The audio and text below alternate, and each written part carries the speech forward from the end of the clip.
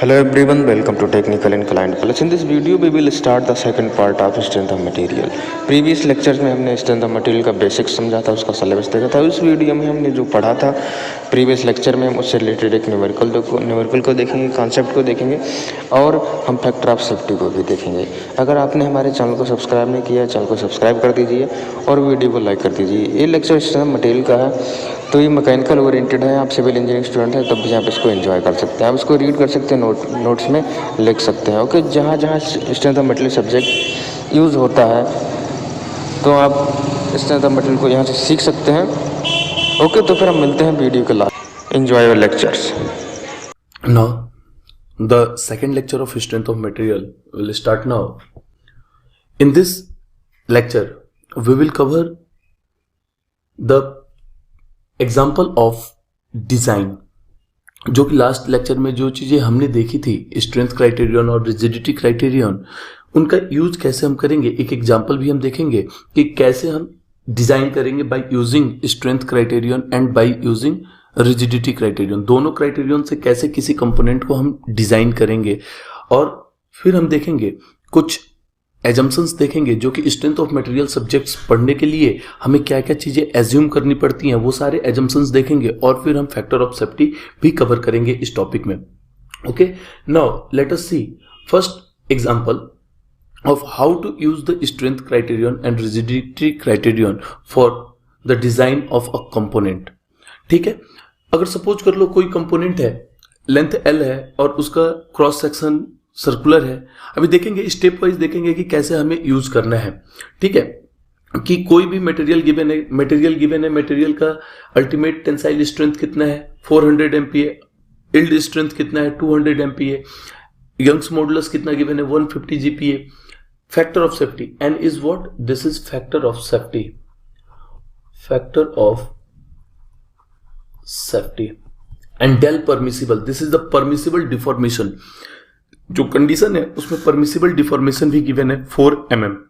हमें डिजाइन करना है, कैसे स्टेप्स को फॉलो करेंगे, क्या चीजें करेंगे हम।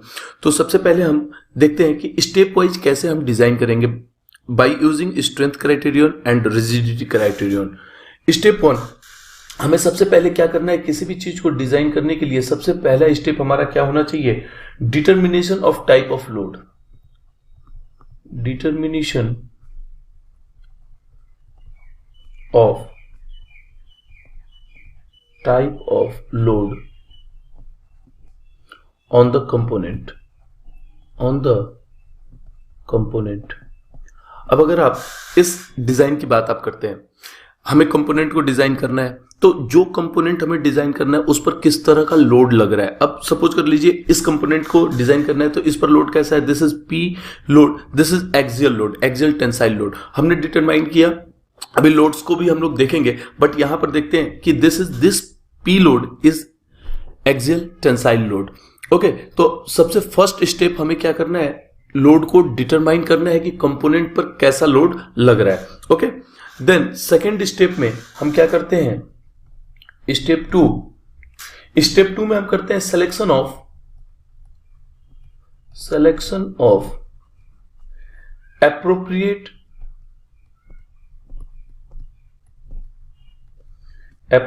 shape for the cross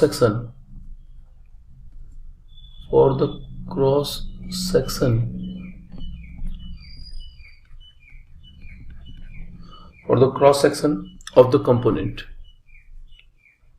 the component. Now let us see, हमें जो कंपोनेंट डिजाइन करना है, एल लेंथ का कंपोनेंट डिजाइन करना है, तो उसका अब सेकेंड स्टेप में हमें क्या करना है, selection of appropriate shape for the cross section of the component.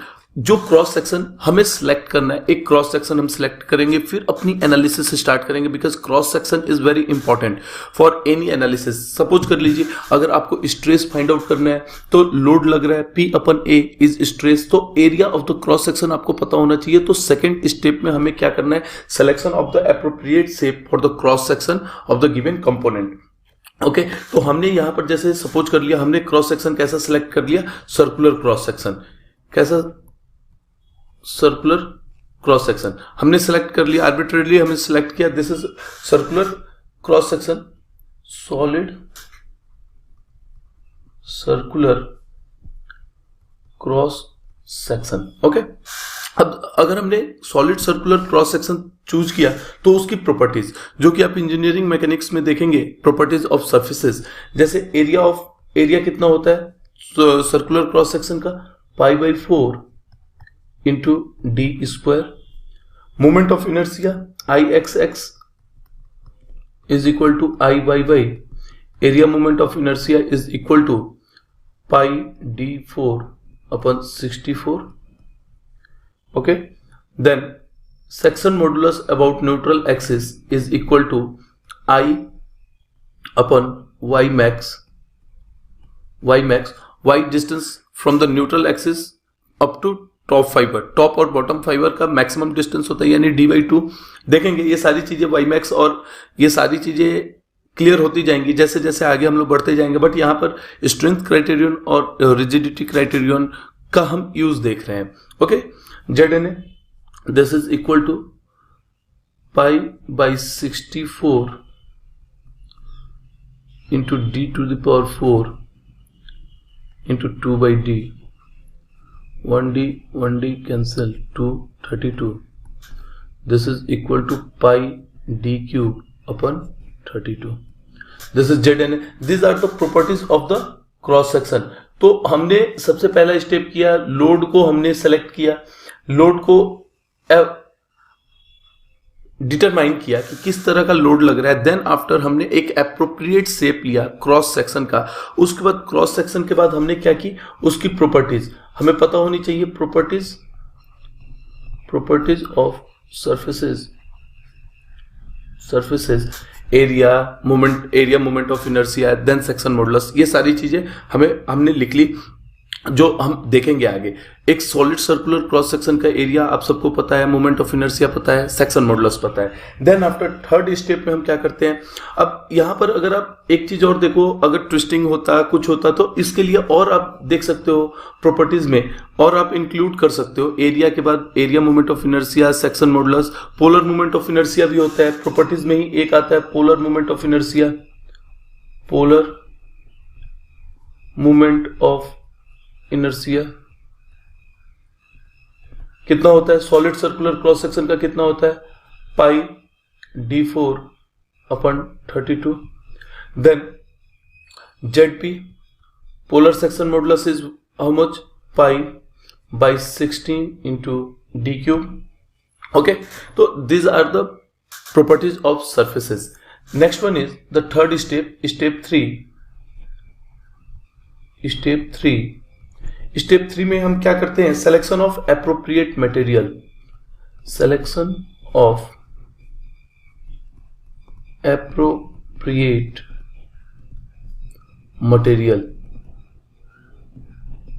अब हम क्या करते हैं, थर्ड स्टेप में मटेरियल को सिलेक्ट करेंगे। मतलब मटेरियल को सिलेक्ट करने का मतलब क्या है, हमारे पास अगर मटेरियल है तो इससे हमें क्या पता चल जाएगी, मटेरियल properties are known। हमने मटेरियल सेलेक्ट किया तो मटेरियल की प्रॉपर्टीज हमें पता चल गई। Next one is step 4।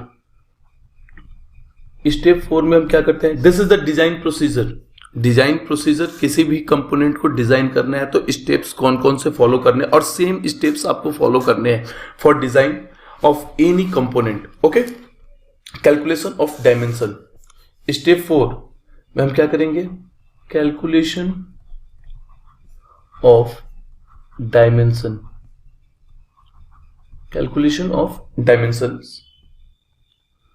अब डायमेंशन को कैलकुलेट करने के लिए हमारे पास दो मेथड है, कौन कौन से? First one is strength criterion and second one is rigidity criterion. तो सबसे पहले हम देखते हैं a strength criterion.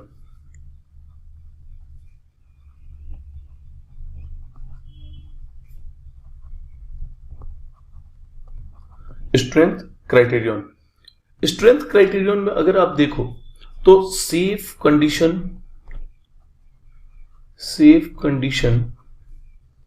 For design क्या हो सकता है? अगर आप देखो जो आपने कंपोनेंट जो डिजाइन करना है, इस कंपोनेंट को डिजाइन करना है, आपने सबसे पहले क्या किया? डिटरमाइन किया, लोड को डिटरमाइन किया कि किस तरह का लोड लग रहा है। तो लोड को डिटरमाइन करने से हमें क्या पता चलेगा कि इसमें स्ट्रेस कितनी इंड्यूस हो रही है, मतलब कि लोड के कारण कितना स्ट्रेस वहां इंड्यूस हो रहा है। देन अब स्ट्रेस के लिए आपने स्टेप 2 में क्या किया? अगर आप प्रॉपर शेप, अगर एक एप्रोप्रिएट शेप अगर सेलेक्ट नहीं करते हो क्रॉस सेक्शन का, तो आप स्ट्रेस को फाइंड आउट नहीं कर पाओगे। बिकॉज स्ट्रेस क्या होता है? Load upon area. आगे सारी चीजें देखेंगे, बस यहां पर आपको एक बेसिक नॉलेज होनी चाहिए और ज्यादा कुछ नहीं कि स्ट्रेंथ क्राइटेरियन और रिजिडिटी क्राइटेरियन को कैसे यूज करना है। तो यहां पर हमने देखा पी लोड को हमने किया, this is axial tensile load. हमने क्रॉस सेक्शन के शेप को हमने सेलेक्ट किया, दिस इज सर्कुलर सेलेक्ट करने के बाद अब हम उसकी प्रॉपर्टीज हमने देख ली, फिर मटेरियल सेलेक्ट किया, उसकी प्रॉपर्टीज देख ली। अब हम आते हैं कैलकुलेशन ऑफ डायमेंशन में, स्ट्रेंथ क्राइटेरियन में सेफ डिजाइन की बात करते हैं। तो सेफ डिजाइन में क्या होता है? Maximum stress induced is less than equal to permissible stress. This is the safe design, condition for safe design, कि कितना स्ट्रेस उसमें इंड्यूस हो रहा है गिवन कंडीशन में। जो लोड लगा हुआ है उस लोड के कारण हमारे शेप पर कितना ज्यादा कंपोनेंट पर स्ट्रेस इंड्यूस हो रहा है और उसका परमिसिबल स्ट्रेस कितना है, उसका लिमिट कितना है। तो ऑलवेज इंड्यूस्ड स्ट्रेस अगर less than equal to permissible होगी तो अपना फेलियर का कंडीशन नहीं होगा। मतलब कि safe design, condition for safe design क्या होता है? Maximum stress induced is less than equal to permissible stress.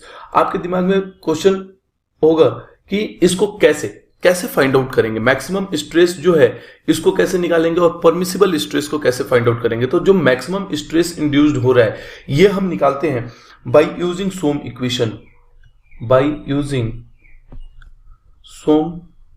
Equation and permissible stress को फाइंड करते हैं by using factor of safety. अब बात आती है what is some equation. Some equation जैसे कि आप लोगों ने देखा अभी कि आप देखेंगे कि एक्सियल स्ट्रेस, सोम इक्वेशन की अगर मैं बात करूं यहां पर सोम इक्वेशंस की अगर मैं बात करूं तो sigma A is equal to क्या होता है? P upon A. Then this is axial stress, load upon area. Sigma B is equal to क्या होता है? M upon Z N A. Tau S is equal to T upon Z P. Okay, sigma और tau max, ये दोनों चीजें देख सकते हैं, एक्सियल एंड शियर स्ट्रेस। ये सारी चीजें हम देखेंगे। बस यहां पर एक जनरल कंसेप्ट में देना चाहता हूं जिसमें कि एक्सियल स्ट्रेस आप देख रहे हो कि यहां पर लोडिंग कंडीशन कैसा था? अपने कंपोनेंट में लोडिंग कंडीशन था axial, that's why induce stress क्या होगा? पी अपन ए से हम फाइंड आउट कर लेंगे कि स्ट्रेस कितनी इंड्यूस्ड हो रही है। अगर यही बेंडिंग का कंडीशन होता तो बेंडिंग स्ट्रेस फाइंड आउट करने के लिए मोमेंट की वैल्यू और सेक्शन मॉडुलस की अबाउट न्यूट्रल एक्सिस हमें फाइंड आउट करना पड़ता, तो उससे हम बेंडिंग स्ट्रेस निकाल सकते थे कि इसमें बेंडिंग स्ट्रेस कितना मैक्सिमम इंड्यूस्ड हो रहा है।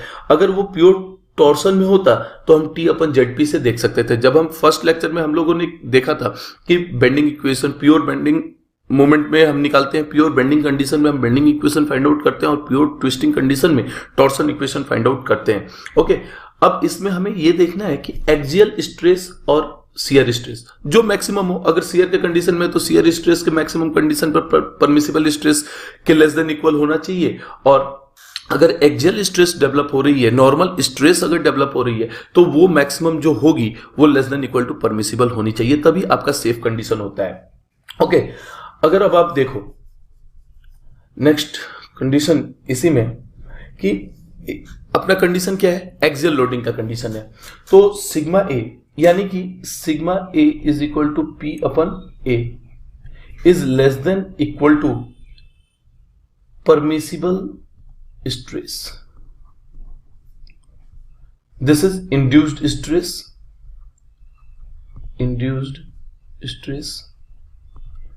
मैक्सिमम इंड्यूस्ड, बिकॉज कि आपका कंडीशन कैसा है, कुछ इस तरह से आपका कंपोनेंट है, कंपोनेंट पर लोड लग रहा है, दिस इज पी लोड, तो दिस इज एक्सियल. अभी नेक्स्ट लेक्चर में जब हम लोग लोड की एनालिसिस करेंगे तो वहां पर सारी चीजें क्लियर होती जाएंगी, कौन सा लोड कैसा होता है, कैसे उसको हमें विजुअलाइज करना है. ओके, फर्स्ट ऑफ ऑल यहां पर अपना कंडीशन ऐसा था, तो यहां पर आपका एक्सियल स्ट्रेस डेवलप हो रहा है, दिस इज पी अपन ए, जो एरिया क्या, एरिया ऑफ क्रॉस सेक्शन जो हमने सेलेक्ट किया है सर्कुलर क्रॉस सेक्शन. अब देखते हैं परमिसिबल स्ट्रेस की बात करते हैं. इंड्यूस्ड स्ट्रेस की तो हमने बात कर ली.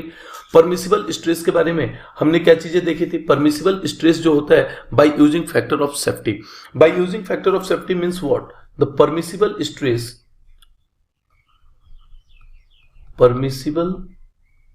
Stress is equal to failure stress upon factor of safety.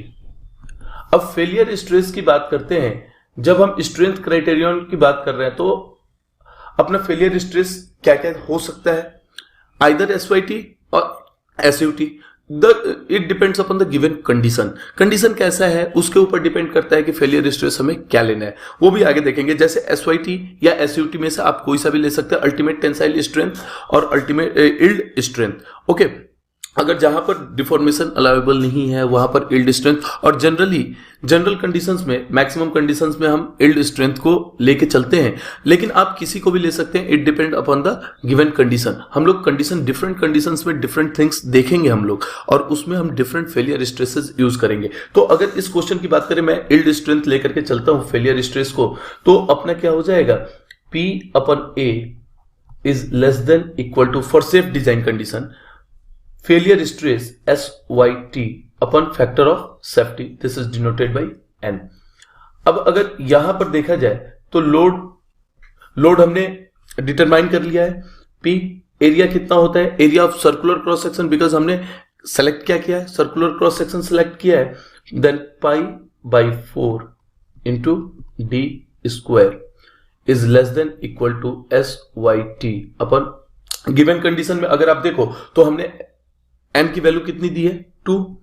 Then यहां से क्या हो जाएगा, 4p upon pi D square is less than equal to SYT upon 2. अगर आप देखो, आपने जब मटेरियल सेलेक्ट किया, मटेरियल सेलेक्ट करते ही आपके पास SYT और SUT आपको पता है. SYT और SUT पता है. अगर आप स्टार्टिंग में देखो तो गिवन मटेरियल के जो प्रॉपर्टीज हैं मैंने नोट डाउन किया था, और इस प्रॉपर्टीज को हम कहां से फाइंड आउट करते हैं, जब हम मटेरियल को सेलेक्ट करते हैं तो हमें उसकी प्रॉपर्टीज पता चल जाती हैं. तो SYT की वैल्यू कितनी है, 200 MPa. Okay, 200 MPa. अब यहां से आप क्या कर सकते हो, डायमेंशन यानी कि डायमीटर को फाइंड आउट आप कर सकते हैं. आपके पास कंडीशन में लोड भी गिवन होगी, लोड की वैल्यू भी गिवन होगी, पाई कांस्टेंट है, डायमेंशन डायमीटर डी आपको फाइंड आउट करना है, SYT गिवन है, N गिवन है, फैक्टर ऑफ सेफ्टी. तो हमने एक अप्रोक्सीमेट वैल्यू हम मान के चलते हैं कि यहां से जब हमने कैलकुलेट किया, आफ्टर कैलकुलेशन सपोज कर लेते हैं कोई भी वैल्यू होगी P की कोई भी वैल्यू हो सकती है. मान लिया कि D is greater than equal to, यहां से क्या बन जाएगा, D is greater than equal to root over 4PN upon pi SYT. यहां से जब हमने कैलकुलेट किया तो D is greater than equal to, मैंने मान लिया 45.2 mm. कोई एक आर्बिट्रेरी वैल्यू मैंने ले लिया 45.2 mm. तो इस तरह से हम स्ट्रेंथ क्राइटेरियन का यूज करते हैं. नेक्स्ट वन बी पोर्शन में अब हम देखेंगे rigidity criterion. Rigidity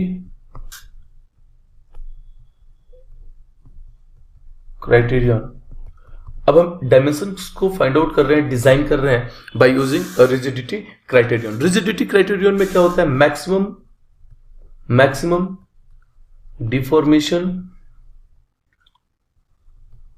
deformation induced is less than equal to permissible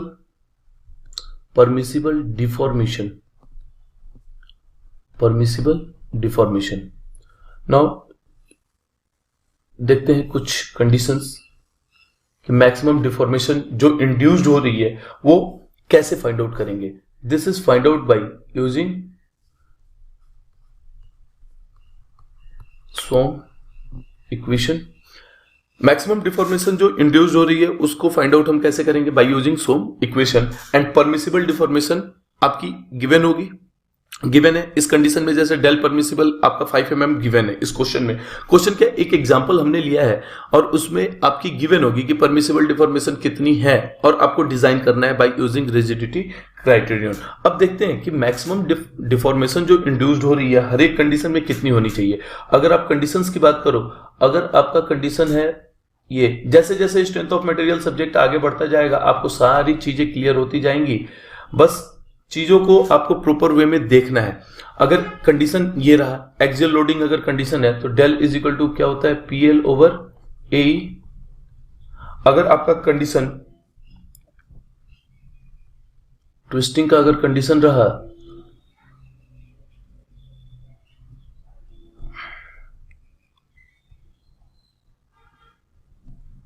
this is the condition of twisting. Twisting के कंडीशन में थीटा इज इक्वल टू पाई अपन जीजे। जैसे जैसे आगे चलते जाएंगे देखते जाएंगे, अगर सपोज कर लो कोई, this is a simply supported beam,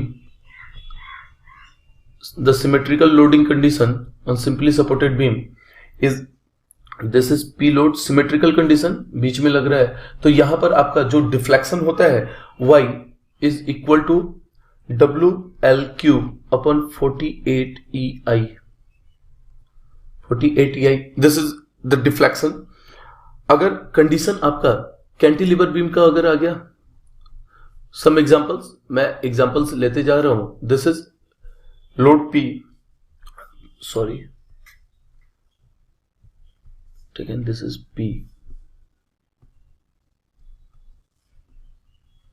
PL cube, यहां पर P लोड हमने लगाया और L is what? L is the length of the beam, L is the length of the beam. Here the L is the length of the component. Here also the length of component is L. Here the beam length is L. यहां पर कितना होता है? Y is equal to PL cube upon 3EI।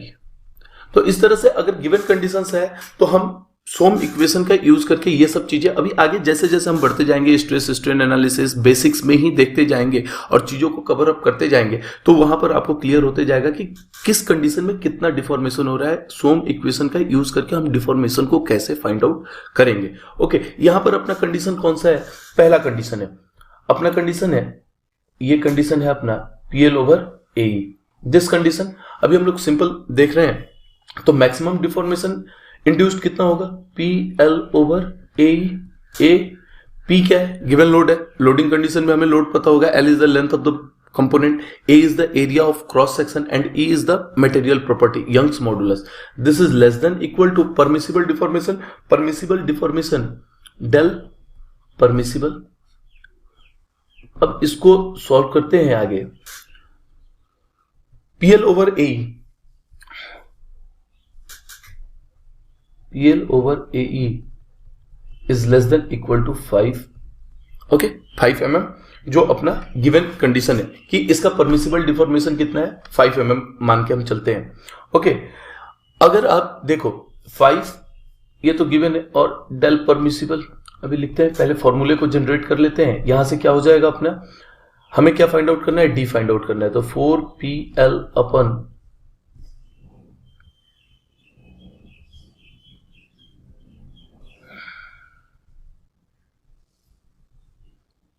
4PL upon pi D square E is less than equal to del permissible, then from here d square is greater than equal to 4pl upon pi e into del permissible, then d is greater than equal to 4pl upon pi e del permissible.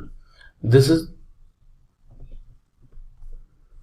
the generalized formula of diameter. हमने diameter अब यहां से find out कर लेंगे. Condition में हमें load भी पता होगा, लेंथ भी पता है, पाई इज कांस्टेंट, ई भी पता है, मटेरियल को जो हमने सेलेक्ट किया तो मटेरियल की प्रॉपर्टी हमें पता है और डेल परमिसिबल भी गिवन है. तो यहां से अगर सपोज कर लेते हैं कोई एक आफ्टर कैलकुलेशन कोई भी वैल्यू गिवन है, हमने मान लिया कि डेल नॉट डेल, हमने माना यहां पर डी की वैल्यू आ गई, एक आर्बिट्रेरी वैल्यू ले लेते हैं, D is greater than equal to 51.2 mm suppose कर लिया. This is after calculation. जो गिवन कंडीशंस होंगी उसमें लोड की भी वैल्यू गिवन होगी, आपके मटेरियल प्रॉपर्टीज डिफरेंट कंडीशन में डिफरेंट मटेरियल का डिफरेंट प्रॉपर्टीज होगा, तो उस हिसाब से एक हमने आर्बिट्रेरी वैल्यू ऐसे मान लिया d is equal to 51.2 mm. तो सेफ डाया कितना होगा? सेफ डाया अगर आपने देखा जब आपने स्ट्रेंथ क्राइटेरियन से किया कैलकुलेशन, सपोज कर लिया कि स्ट्रेंथ क्राइटेरियन से आपका कितना वैल्यू आया 45.2 mm, d is greater than equal to 45.2 by strength criterion. अगर मैं 45.2 या उससे बड़ा थोड़ा सा ही मान लेते हैं 46-47 mm अगर डाया का अगर हम बनाते हैं, कोई भी कंपोनेंट डिजाइन करते हैं जिसमें कि परमिसिबल डिफॉर्मेशन कितना है, डेल है. और जब हमने देखा कि यहां पर जब हमने रिजिडिटी क्राइटेरियन के थ्रू देख रहे हैं तो यहां पर डी की वैल्यू कितनी आ रही है 51.2. तो आपका सेफ डाया कौन सा होगा? जो मैक्सिमम होगा. मतलब कि अगर आप यहां पर वैल्यू आप देखो तो d is greater than equal to, यहां पर जो वैल्यू आ रही है d is greater than equal to 51.2 और बाई रिजिडिटी क्राइटेरियन कितनी आई थी? बाई स्ट्रेंथ क्राइटेरियन वैल्यू कितनी है? d is greater than equal to 45.2 mm. 45.2 mm 45.2 mm से बड़ा लेते हो या उतना लेते हो तो आपका रिजिडिटी मतलब स्ट्रेस में फेलियर नहीं होगा. बट स्ट्रेन में फेलियर को रोकने के लिए आपके पास अगर परमिसिबल डिफॉर्मेशन गिवन है 5 mm, इस एग्जांपल में मैं लेकर के चल रहा हूं, तो अगर गिवन है तो आपका डायमीटर कितना होना चाहिए? 51.2 से बड़ा या उतना होना चाहिए. तो आपका सेफ डायमीटर कितना जाएगा? 51.2 मिनिमम 51.2 mm. अगर आप देखो तो इसको भी सेटिस्फाई कर रहा है 51.2 और इसको भी सेटिस्फाई कर रहा है. जो कंडीशन दोनों को सेटिस्फाई करे वही आपका सेफ डाया होगा. आप यहां पर यह भी लिख सकते हो 51.2 और 52 mm. This is also correct. The safe dia is okay. Now, fifth step, step 5 में अब हम step 5 में क्या करेंगे? Selection of manufacturing details and step 6 में हम क्या करेंगे? Preparation of drawing. Okay, this is the complete analysis of, may be I hope आपको समझ में चीजें आ गई होंगी कि how to use the strength criterion and rigidity criterion for design of any component on the given loading conditions. अभी simple हमें बस यूज करना सीखना है कि स्ट्रेंथ क्राइटेरियन और रिजिडिटी क्राइटेरियन को कैसे हमें यूज करना है. जैसे जैसे स्ट्रेंथ ऑफ मटेरियल आगे बढ़ता जाएगा चीजें ओपन होती जाएंगी और चीजें क्लियर होती जाएंगी कि गिवन कंडीशन अगर डिफरेंट क्रिटिकल कंडीशंस भी आ सकते हैं, कॉम्प्लेक्स कंडीशंस भी आ सकते हैं, कंबाइंड लोडिंग का भी कंडीशन आएगा, तो उस कंडीशंस में कैसे डिजाइन करना है. जैसे जब आप मशीन डिजाइन पढ़ते हो तो मशीन डिजाइन में हर एक चीज कोई ये नहीं है कि आपके सामने सिंपल केवल एक एक्सियल लोडिंग कंडीशन दे देगा और उसमें डिजाइन करने को बोलेगा. ये एक हमने आइडियल कंडीशन लिया कि कैसे यूज करना है स्ट्रेंथ क्राइटेरियन और रिजिडिटी क्राइटेरियन को. ओके, तो this topic is over, strength and rigidity criterion. Okay, thank you. तो कैसा लगा हमारा लेक्चर? आई थिंक आपने लेक्चर को एंजॉय किया होगा। अगर वीडियो अच्छा लगा हो, हमारा लेक्चर आपको अच्छा लगा हो, तो आप वीडियो को लाइक कर सकते हैं, चैनल को सब्सक्राइब कर सकते हैं और हमारे साथ जुड़ने के लिए आप इंस्टाग्राम पे हमें फॉलो कर सकते हैं। टेक्निकल इनक्लाइंड प्लस ऑफिशियल को इंस्टाग्राम पे फॉलो कर सकते हैं और हमारे साथ जुड़ने के लिए हमारे व्हाट्सएप नंबर 7080390341 पर मैसेज कर सकते हैं, जहाँ पर हमने एक व्हाट्सएप ग्रुप बनाया हुआ है, वहाँ पे आपको ज्वाइन कर दिया जाएगा, जहाँ पर आपको स्टडी मटेरियल मिलेगा। हर एक वीडियो की लिंक आपको मिल जाया करेगी और